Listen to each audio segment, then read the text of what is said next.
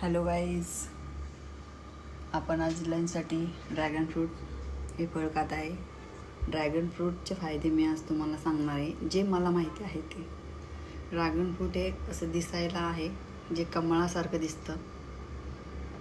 Dragon फ्रूटपासून आपल्याला calcium, fibre, protein मिळतं. Dragon fruit 2 प्रकारचं असते, एक पांढरं, आतून पांढरं असते आणि हे असं लाल असतं. हे पाहताय का?